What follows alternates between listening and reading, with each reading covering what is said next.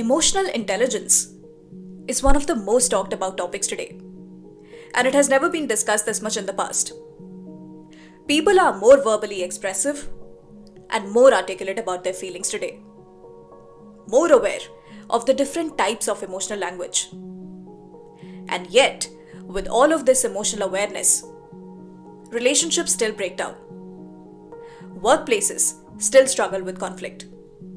And people still feel emotionally unsafe around those who sound more emotionally intelligent. In this case study, we'll start exactly at this point. But a little disclaimer before we begin. This is not about questioning whether people have emotional intelligence.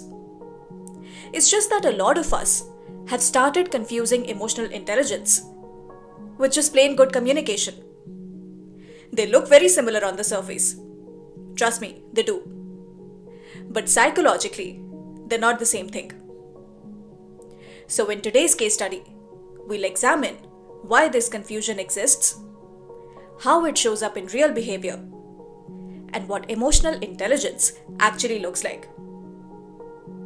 We'll also unpack the subtle but very important difference between being an emotional person and being an emotionally intelligent person.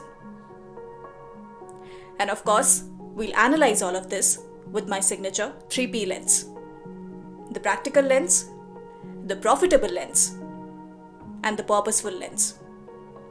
Let's begin.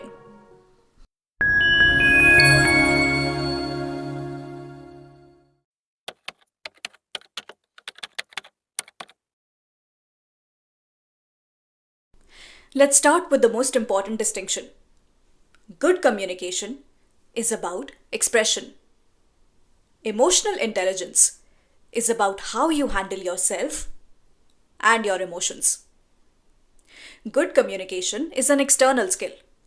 It's what you say, how you say it, and how clearly you can articulate your feelings. Emotional intelligence, on the other hand, is an internal skill. Emotional intelligence is about how you handle those feelings within yourself, especially when they are uncomfortable. And this is where one of the biggest mix-ups happen. Being emotional is not the same thing as being emotionally intelligent. Being emotional simply means you feel things deeply. Being emotionally intelligent means you know what to do or how to react when you feel deeply. And the confusion rises even more with communication, because communication skills are visible.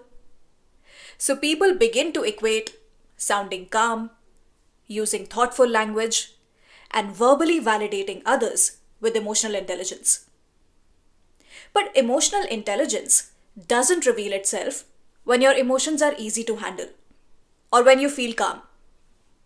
It shows up only when there's a disagreement with the other person, when things get uncomfortable, or when emotions start getting overwhelming. This is where the difference becomes observable. Now let's take a brief workplace example. Let's say in a meeting, someone says all the right things. Like, "That's a valid point. I understand where you're coming from."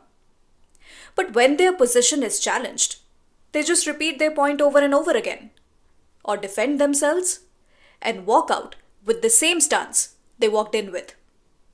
Now that's good communication, but it shows very little ability to handle emotional pressure.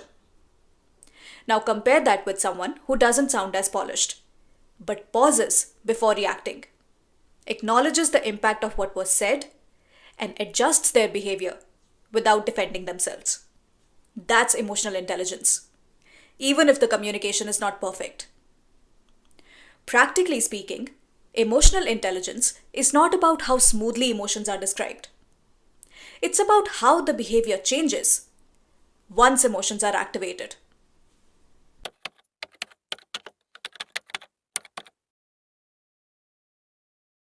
The difference matters more in professional settings, because emotional intelligence directly affects how work actually gets done. When organizations confuse emotional intelligence with just plain good communication, they end up rewarding people who sound emotionally aware, rather than people who actually stay steady when things get tense. The cost of this does not show up overnight. It builds slowly and quietly. Teams start looking polite on the surface, but underneath, people don't really feel safe. Feedback gets shared, but nothing really changes. People manage the tone, but avoid solving the actual problem. And over time, this creates friction. Decisions take longer, trust starts wearing down. People spend more energy managing how they are seen rather than fixing what's actually going wrong. That is why emotional intelligence is not just a soft skill at work. It's a risk management skill. People who handle emotional pressure well don't escalate situations. They don't take feedback personally. And when things go wrong, they don't make it harder for everyone else. When that emotional volatility drops, teams become more stable and performance becomes easier to sustain.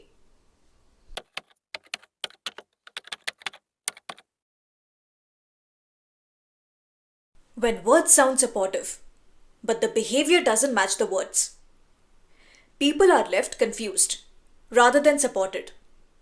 And this is a big problem in the society today. People have become really good with words. They know how to comfort you with words. But nothing in their actions reflects what they say.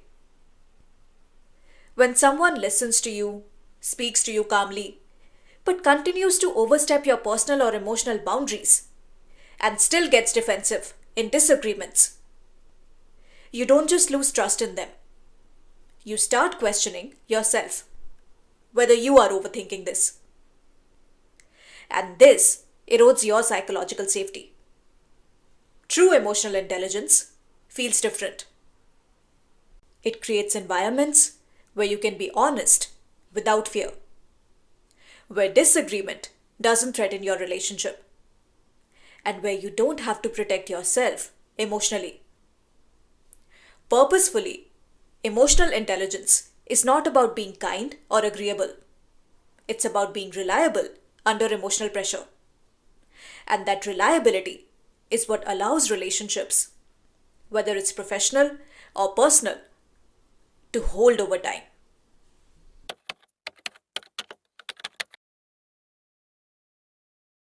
So, time to look at all the three P's together.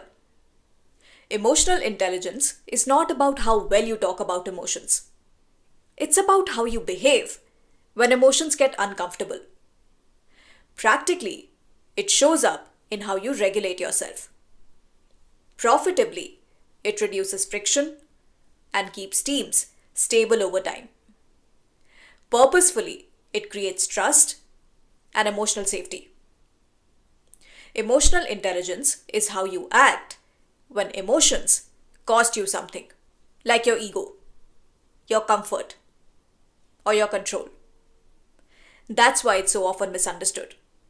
Because communication is visible, regulation is not. As always, the research studies used in this video are linked down below.